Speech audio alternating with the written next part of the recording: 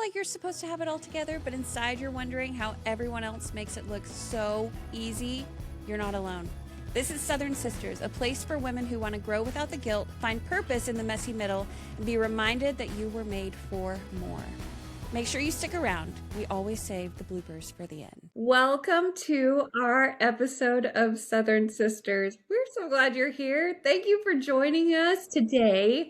We have another Zoom podcast that we're so excited about, and we have a special guest with us here today. It is our cousin Carly. Welcome, Carly. We're so excited. So today we are talking all about love. We've talked all about love this month. So we talked about love in general. We talked about love languages last week. We talked about loving yourself without guilt. And today we are talking about loving God and what that looks like. So before we get into our episode all about loving God and how important that is in our everyday life, we are going to have our icebreaker question. And that question is, what is one thing you love to do that people wouldn't expect? So something that I've recently picked up is doing my own nails. And so I would say that that's something that a lot of people don't expect about me is I usually have my nails done, but not a lot of people know that I do them myself. So Nice. They're super cute. I need Thank- serious nail help right now. It's bad. When I was trying to think, I was like, what would people not know about me? Do you think people know that I love laying in bed reading and like not getting out of bed till noon? Do you think they Of know course, that? yes. 100%. Okay. Yeah. Well, I was like, I'm pretty predictable. And we've talked on this podcast for like a year. But one thing that I don't think a lot of people know that I love is I love energy work. And that's like chakras, meridians, emotional healing, the study of frequencies. I think that's super interesting and I love it. Okay. Yeah, So maybe she there's does. It's awesome. I love it. So today for our sister spotlight, Courtney is going to do one of her rapid fires for Carly. All right, Carly. These are rapid fire questions. That means you answer super fast. Just the first thing that comes to your mind, okay? All right. Okay. Soda or energy drink? Energy drink. Morning person or night owl? Night owl. What's your go-to comfort food? You can't go wrong with a good steak, so. Oh, yeah. One song you could listen to on repeat right now. It is called Clear Now by Alive City. I love it. I'm writing this down. Yeah, we need Clear to write now. Yeah. Alive City. All right. What kind I of want to music? seem really cool when I show Chloe. What kind of music is it? It's like pop meets like Christian, kind of like Forrest Frank, but like the girl version a little bit. Oh, yeah. Chloe's gonna flip out. That's awesome. Yeah, I love Okay, it. cool. All right, beach trip or mountain getaway? Mountain Getaway. Texting or voice notes? Voice notes. Really? So like that means you audio record and you listen to it on your text? Is that what that means? Like you send a voice memo? Yeah, instead of texting, you just send a little voice thing. Because honestly, sometimes I over-explain, and it's easier to just say it than to text it out and take all the time to do that. So, Wow. Okay. All right. That's probably why Lindsay likes Marco Polo, huh? Okay. What's one hobby you love that most people don't know about? I also like Anything else? weightlifting and Pilates. Ooh. Yeah. All right. Your favorite way to unwind after a long day? A bubble bath usually. Yes. What kind of smell? What's it like? Literally whatever I can get, but I love eucalyptus. Ooh, me too. I've got a candle right now that's eucalyptus. Anything that says stress relief or stress whatever, it's like, We're all over yes, it. please. Maybe this will help me. All right. Sweet or salty snacks? Sweet. Okay. Spontaneous plans or planned out schedules? planned out schedules. I'm booked out until April now. Like, I'm so busy, guys. Me too. Yes, thank you. All right. What's one small thing that instantly makes your day better? Um, if I get like a text from one of my people that I love and they're just like, "Hey, like thinking about you," or "I love you," or even just like asking me something to like make my day a little better, that's always a pick me up. That's sweet. Favorite season of the year? Fall, for sure. Okay, if you had a totally free day, how would you spend it? Oh gosh. I would probably start by going to Pilates. Then I also like hunting, so I probably would like have a little afternoon hunt with my family in Pew there pew. and end the day with some sweet potato casserole and steak. Yeah, that sounds like a great day. All right, one word your friends would use to describe you. Um, passionate. That's good. That's a good word. I would use that too. What's something you're really looking forward to this year? I just got offered an internship with Eli Lilly, so I'm gonna be doing that over the summer. Are I'm they the super pharmaceutical people? Are they Yes. pharmaceutical? Yes. So Carly, you're wanting to do pharmaceutical sales. What is Yes. it? Yes. That's what she's wanting to do. That is so cool to get an internship exactly where you want to be. That's going to be amazing. Like some validation. Like I was like, okay, God's put me on the right path. I'm where I'm supposed to be. So it's really cool. All right. Well, we are so excited to have you with us, Carly, today. And we thought it would be really awesome to talk about how loving God grows with us through the decades. And so, Carly, how old are you? I am 21. 21. Courtney, how old are you? I'm 35. 35. And I am 43. So we literally have 3 decades Yeah. of lovers of God here. And we're going to talk about how that looks different from Mm. every season and decade that we're in. Okay, so what does loving God look like right now in your 20s, Carly? What does that look like for you? Well, with all of the school hustle and bustle and all of that craziness, sometimes loving God and like feeling His love is just striving. I know that y'all talk about that a lot on the podcast, just constantly striving. I am busy, and so I do fall short of, reading my scriptures all the time, but just knowing that He is there for me, even though, I don't always feel like I'm where I'm supposed to be. I think that that's what a lot of loving in your 20s looks like is trying to constantly get close to Him, even through all of the craziness of what the world is telling you you should be doing. Yeah, that's good. What about you, Court? What does loving God look like in your 30s? Well, I had several thoughts about this, but I think the main theme that I came up with was how I feel like when I was younger, I had like a Lord's Hand journal, and I was always trying to look for ways that God loved me and find proof that He loved me and write down like all the tender mercies and miracles that I saw to feel God's love. And I also knew that showing God love was um, different than loving God. Like it was different to show love to God, and that's what my focus was. I think growing up, instead of just loving Him, I felt like I had to be spiritually impressive to love God. And now I've just learned that even through in the middle of whatever I'm dealing with, it doesn't have to be me meeting him somewhere. Like he's just there. So instead of doing and acting and showing love, I don't have the energy or the capacity right now in the season that I'm in to do that. I just know that he's there and I just receive his love. Like I just pray to be wrapped up in his love. And it's everywhere and it's all the time and it's not something I have to work for, you know? Yeah, So, I I love love that. I feel like right now for me, God looks like loving Him looks like trusting that He is in control even when tomorrow seems uncertain. It looks like paying our tithing even when there's big bills to pay. He still goes first. and being obedient, even when sometimes it seems like prayers go unanswered.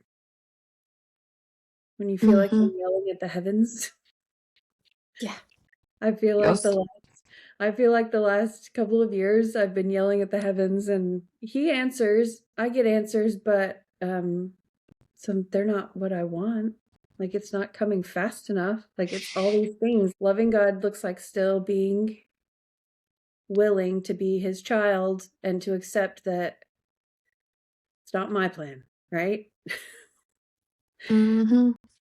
So, how has your understanding of God's love? Let's all go back like 10 years. So, Carly, this is when you're a teen.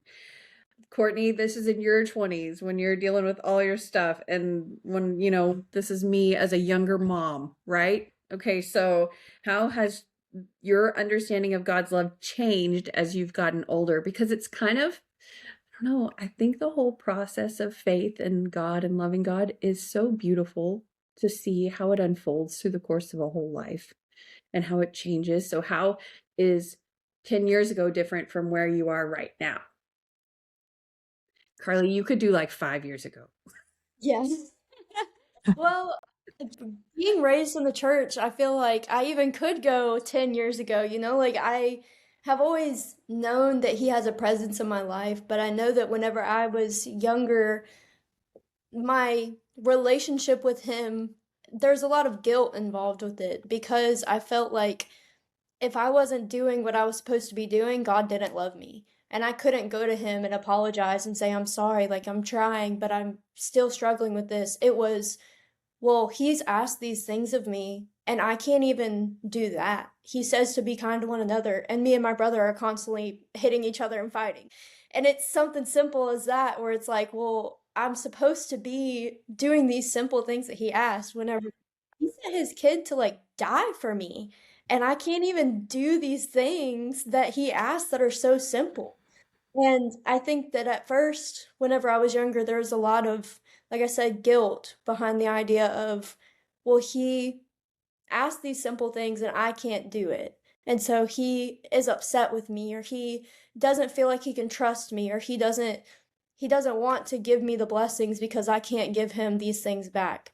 And even in my 20s, I still feel that guilt. And I feel like that doesn't really go away from some people that I've talked to, but you recognize even through your guilt that you're wrong and that God still loves you even though you aren't doing what you're supposed to be doing. And you can always turn back to him and he will always pick up the pieces no matter how far you feel like they're scattered.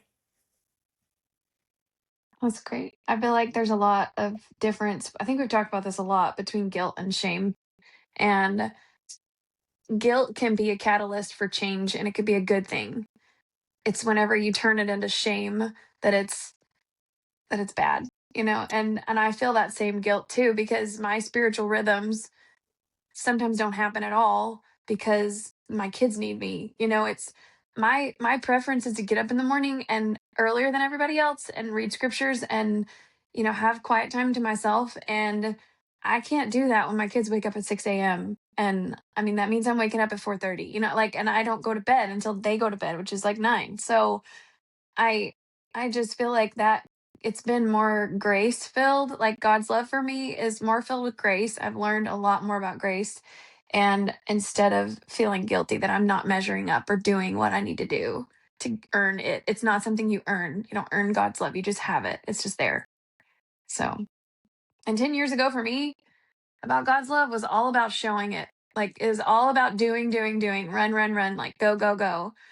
I'm going to read my scriptures. I'm going to have a list. I'm going to read my scriptures. I'm going to say my prayers. I'm going to go to church. I'm going to go to the temple. I'm going to do all the things so that I can check them off and that God knows that I love him.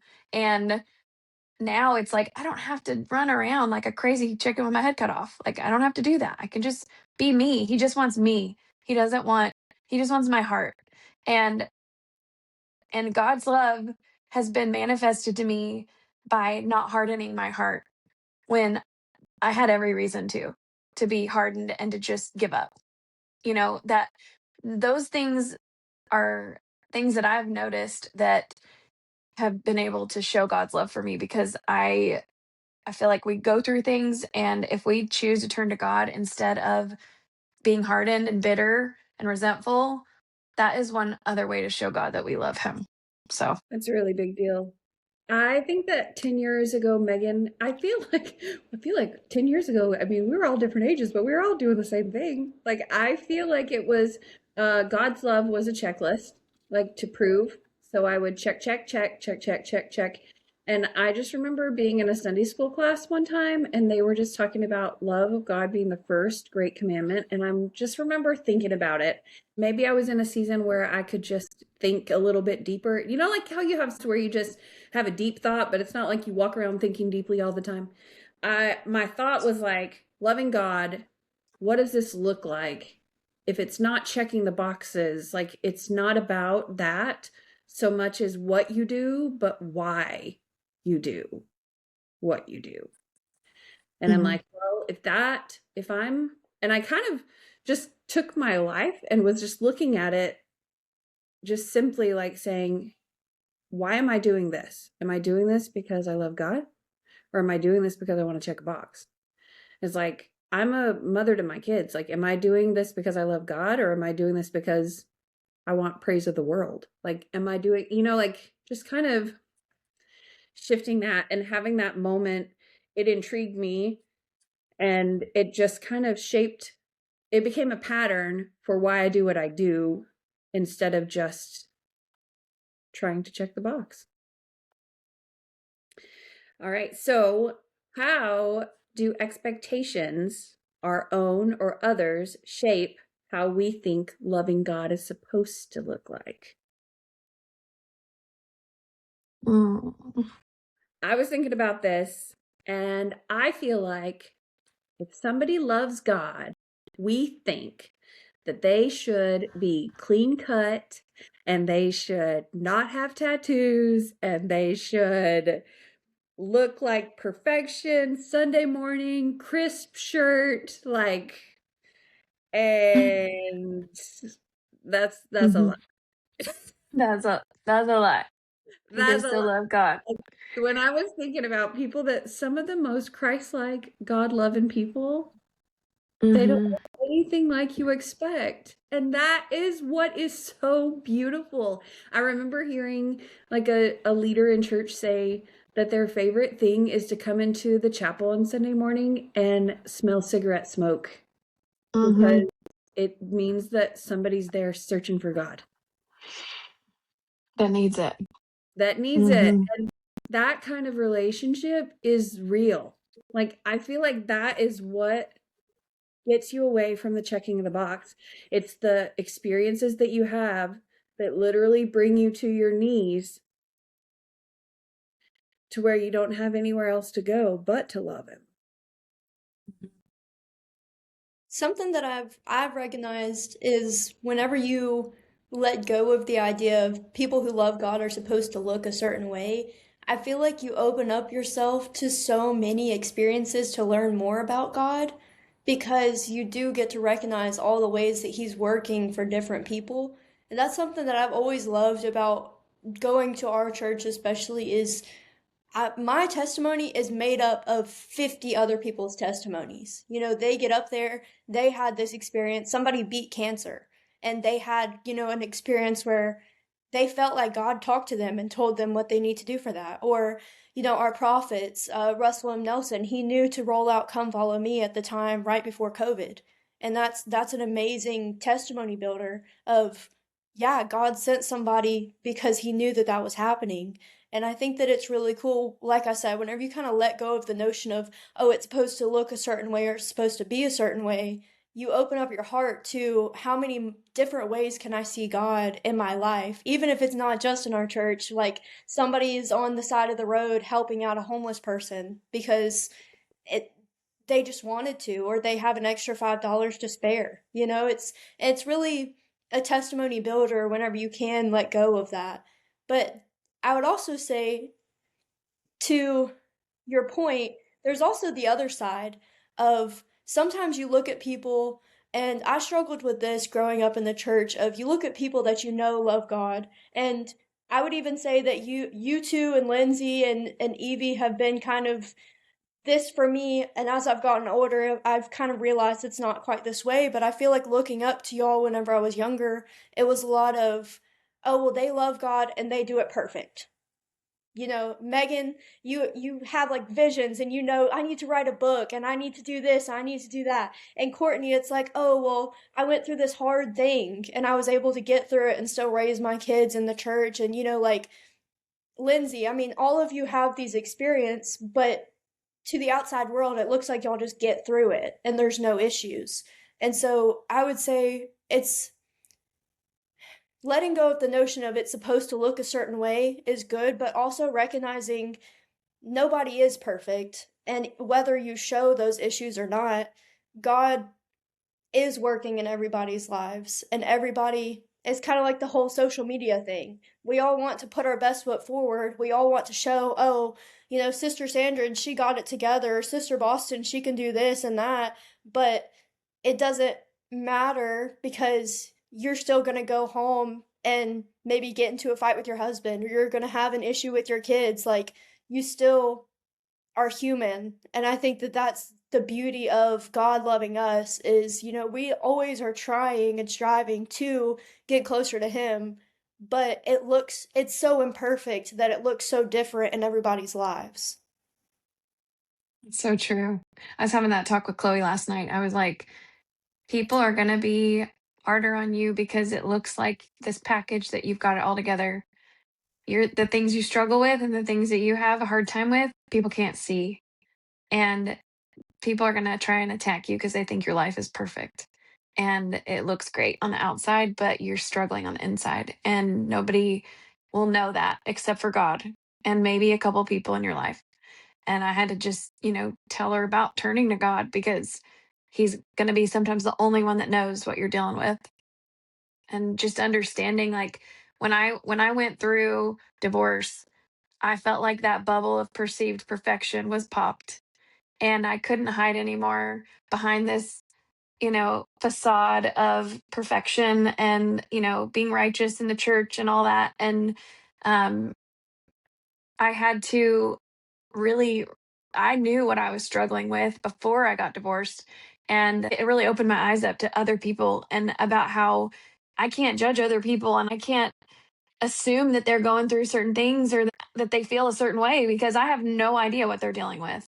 And that was 10 years ago. And that was like on the cusp of all the mental health stuff that's come out since then. Like there's been so much more help for mental health and people's like autoimmune diseases and people that are gluten intolerant. Like there's been so many things that have come out, I feel like the last 10 years that have been these reasons why people have not been able to show up like they want or be the people that God wants them to be because they've had these struggles and they've not been obvious to people. It's a great point. That was good. Carly, I think that's crazy. I mean, I guess that it does make a lot of sense that we don't just like wave our freak flags of how we're on the struggle bus and stuff. Like, I don't. It's really interesting to hear your perspective too because it's always nice to hear what other people's perspectives are of you whenever you're dealing with hard stuff and that they think you're perfect. That's so nice to hear. I'm glad you didn't see what a hot mess I was because I was struggling. Having that crazy struggle bus. Ugh.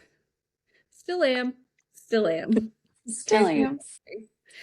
Gosh. Oh, man.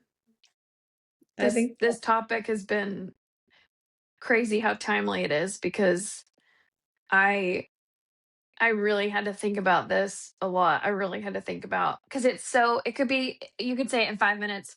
I love God and God loves me and it's just there. Period. That could be the whole episode. I'm like, how is this going to be more in-depth conversation based on all of our experiences? And I literally put in to chat. I was like, how what stories do I have to share about loving God that don't have to do with divorce?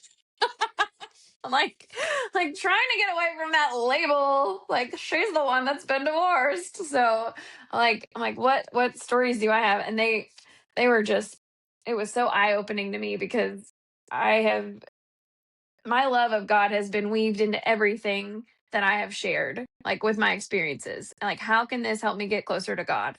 How can I use the love of God to get through this? And I think that it's just this underlying understanding that God loves you and that you love him, and you don't have to be a certain way, you don't have to show up a certain way. That's been my biggest takeaway, I think, because I have had a lot of guilt about um not being able to have that meditative time, and I have tried to take more time lately to rest instead of choosing rest over productivity, so that's been one of my biggest focuses. Like, my body needs to chill out. My body needs to be still rather than doom scrolling, and like, it just needs rest, which looks like not any kind of playing games constantly. I've been so bad at playing games constantly. That's been like my go-to. It's been real bad, but it's just so numbing, and it helps me just relax. But I can be still and I can be with God, and that will make me feel even more rejuvenated. That's a better way to love God, I think, than just waiting around for him to be there. Well, and I think that kind of goes along with our next thought. Like, what are some ordinary ways for God to show up that often goes unnoticed? Like, what are some ordinary ways that love of God shows up? And that is being present, like Mhm. choosing to like take the time to even not even study the scriptures. Like, don't, like, you don't have to, or prayer journal or whatever, but just taking the time to pull yourself away. I was talking with my oldest son, and his mind, he struggles with ADHD. And so his mind does better listening when he's playing a game on his phone. And you don't think it should work that way, but it just does. And I know that about him. And I know that he's listening, even though it doesn't look like he's listening, which sometimes people can have a hard time with. It does seem It's rude, but that's society thing. Yeah. but it's the way his brain works. But I was talking to him Sunday, and I was like, we were driving, and Sundays we try to just have a little bit less screens than usual. We're not perfect. We catch each other doom scrolling or whatever, like, and we're like, what are you doing? But I told him, I said, you want to serve a mission. When you're a missionary, I said, you're not going to be able to play games like this to listen to people. So, what are we going to practice now so that you can be successful later?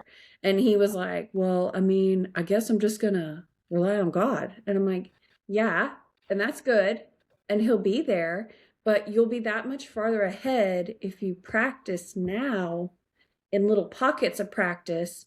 And I'm like, I promise, if you have these little things and you say, God, I really love this and I love doing this, but I'm going to trust you, and I'm going to kind of try to almost like sanctify your time and say, this is me just loving you in a very ordinary way. I'm just not going to play games. I'm going to use this time to feel closer to you.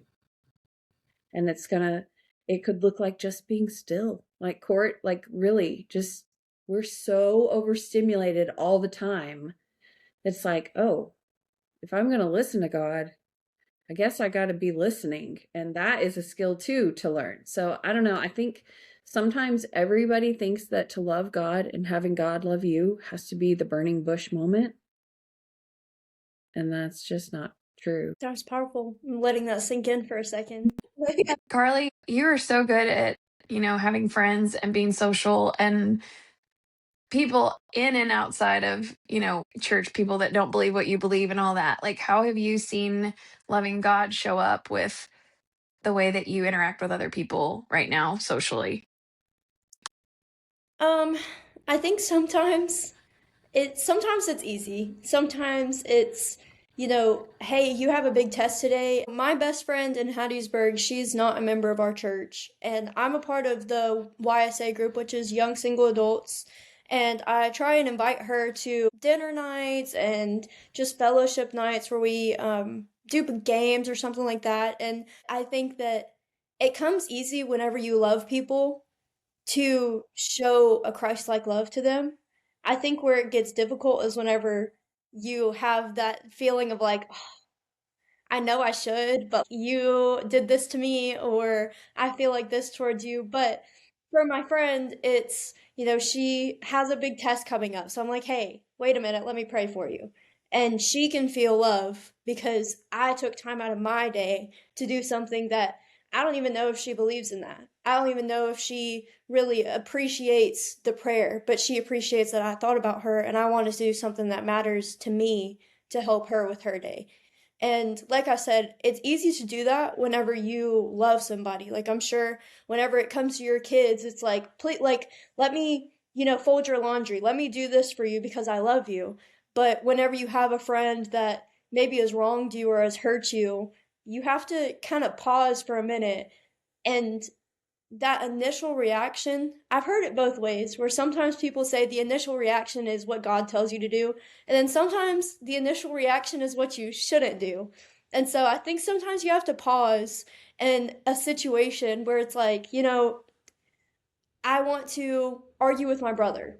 And my first thought is, well, he shouldn't be talking to me like that. I need to shoot back and assert my dominance as the oldest sister and make Yeah, you him do. understand that, I'm who runs it around here.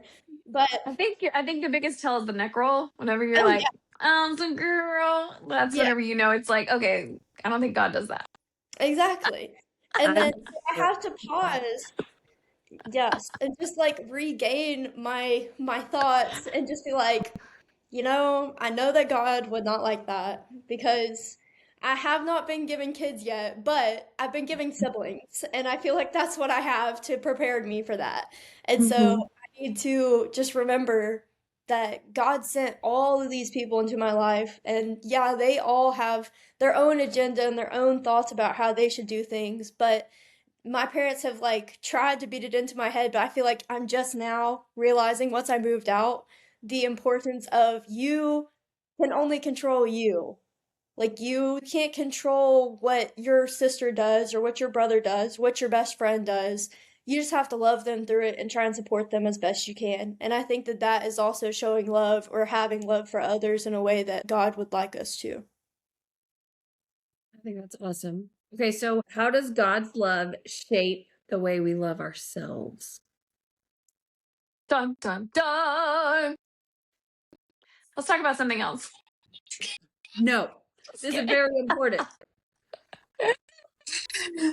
This topic because I feel like I have grown so much in this over the past like year really of I feel I'm more confident because I've recognized my divine purpose and that God has created me to be here and he puts me right where he wants me to be.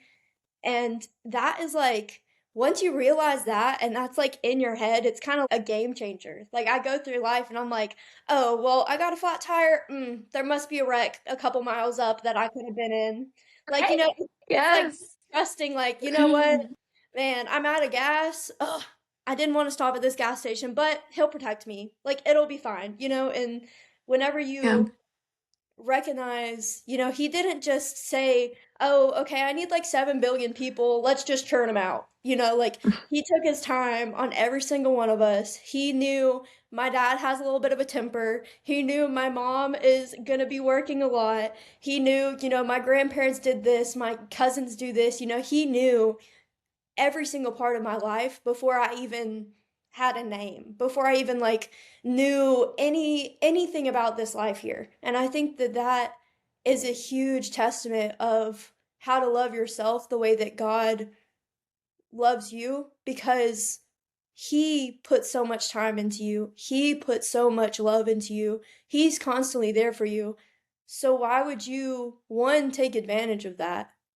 You don't want to take advantage of the love that he has for you and the time that he spent to create you and to give you all the tools that you need for this life. But also, he doesn't want you to go through this life hating yourself. Especially us as daughters, you are made for a divine purpose, whether that is to be a mother or just to be a sister or a daughter. Like, whatever it is, he knows that you have a reason to be here. And you shouldn't waste the short amount of time of your full lifetime that we know of to be more than just this life on hating yourself and constantly wishing that you were better because he did create you the best he could with all the tools you need to be the best. You don't make Carly, no mistakes. Exactly. God don't make junk. I heard that as a child somewhere. It was probably Mama Joe. God don't Probably. make junk. God don't make junk. But Um, Carly, I'm what so- do you think was the shift? Like you said, in the last year, especially, you have felt your divine identity just come shining through, it sounds like. Like, what has made the difference? A big part of it was I am by myself. I'm 4 hours away. Like I'm in college. I go to the University of Southern Miss, and so I'm down there. I'm away from everybody that I know. I don't have any family down there. Nobody that can just swing by and, drop off a casserole or something. And I think that what has really made the difference is my first semester being there, I was so overwhelmed and so busy that I didn't go to church very much at all because I was like, I have to study, or this is my 1 day a week. I just want to be here. I don't want to go somewhere for 2 or 3 hours and try and be social. I just want to be here. But I was so frustrated because I felt so alone. Like, I was like, God, why would you let me get accepted to this school, make me feel like this is where I'm supposed to be? And then once I get here, there's nobody here to help me along the way. And it took me really until August and just this past semester really to recognize the time that I'm putting in trying has made all the difference. And I think that whenever I recognized the idea of God will give it to you, but you also have to work for it, I think that everything kind of came together in that, kind of like I mentioned before, He gives you the tools for success, but you have to pull out the key. Like you have to pull out your hammer sometimes. You have to pull out the screwdriver to make it happen. And I think that that kind of, I guess I would say that was like the big turning point of recognizing I'm where I'm supposed to be. And also, I can't rely on my parents' testimony anymore. I can't rely on the spirit in my home because I have my own home. I have to make the spirit in my home. And that has made me have to recognize I have to work for this. I have to struggle and I have to recognize where I'm falling short. That way I can build my testimony to be as strong as my parents and their parents before them. So I would probably say just being alone and recognizing that you can't always base your testimony based on the people that you love. At some point, you do have to own up to, okay, what do I believe? What do I want out of this? And that song I mentioned at the beginning, Clear Now, it talks a lot about you're feeling alone, and then you realize, I'm not alone. And sorry, I don't want to get emotional, but I think whenever I heard that song, I just was like, whoa, like God is here and like I can feel him. I just have to look for him. So, That's It beautiful. is beautiful. I think that that is a prime example of how you took a little bit of time and just sanctified it to God. You're like, it's school. I have a million reasons why I don't want to go to church today because I'm on my own and my to-do list is a mile long. But when you have that, you make that sacrifice, he fills. He just yeah. fills it up. One of the hardest realizations that I had whenever I got married and like had kids was, oh my gosh, I'm supposed to create the magic now. It's my job to create the magic and to create the spirit in our home. And that's on me. I don't have my parents to look at to do it because my mom and dad were so good at just doing it. And they just did it obediently and just, they had so much faith. And I mean, obviously they still do. I go into their home and I just feel this tangible presence of just godliness. And it's so nice to just be like, okay, this is the goal, right? Like, my home Mhm. is chaos right now. My home is, the spirit of contention can be there sometimes, a lot of times more than not, sometimes. And this is the goal, is to have this peace in our home. This is what it feels like. And have that example from your parents or from, if there's people listening, that place your kids can go to just relax and to just be at peace, and you have to create that still. Like, it's not over when your kids leave the house. they still can feel that presence of peace in the spirit and of God's love. And they can be reminded what that feels like so that they can create that for themselves in their homes. That's so powerful. I love that, Carly. And I think that that is the big deal. So, as a mom with young adults, I often ask myself as I'm seeing these kids grow up to be amazing, like, how can I make sure that when they're alone and they have the ability to choose how they're going to spend their time, that they still value this relationship with God? Because it's Mhm. easy to do when somebody's telling you what to do. It's made me look at my kids and be like, how can I make sure you value this enough that when it's crunch time, you know, number one, who you can turn to and that it matters. Like in a world where everything is so physical, so immediate, like we have instant gratification, that's not God's way as much as I would like it to be. And it's really, really hard. It's really hard to think about that. I think that we just have to have hope that these spaces that we carve out as parents are something like Carly that you talked about. Like you're like, I miss that. I want that. And that's what's important. I love this quote. It's by Dieter F. Uchtdorf that said, God's love is so real, so powerful that it can quiet our fears and it can give us hope. And the great Mother Teresa said, we are not called to be successful, but just to be faithful.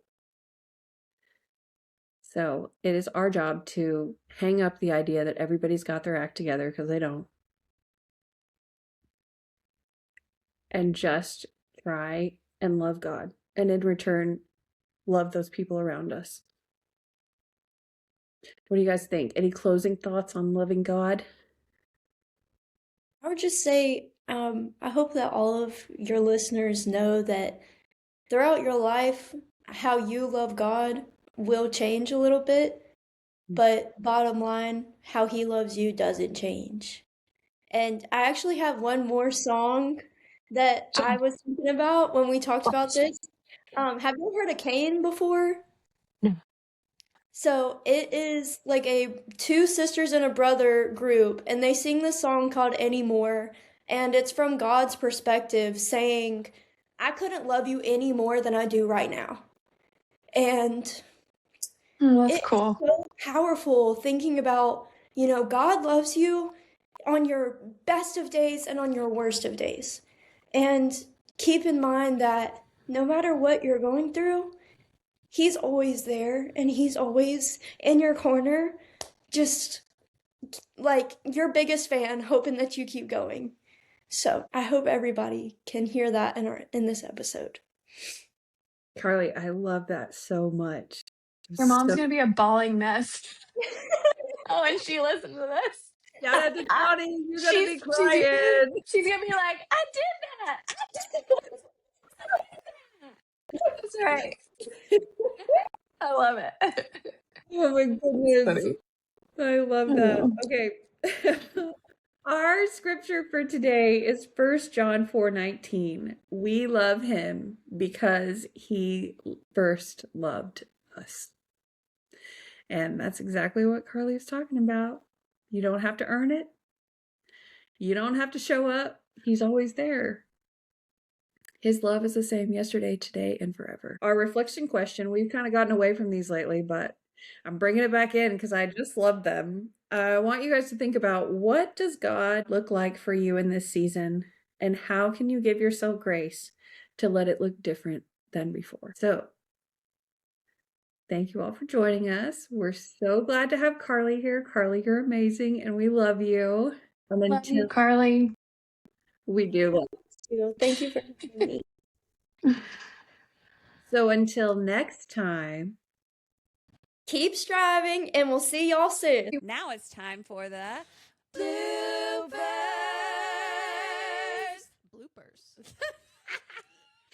Bloopers. Our inspiration for this is the scripture. I'm not doing that yet. Okay. Do we have the questions? No, you're supposed to come up with them. What? Yes, you were. What?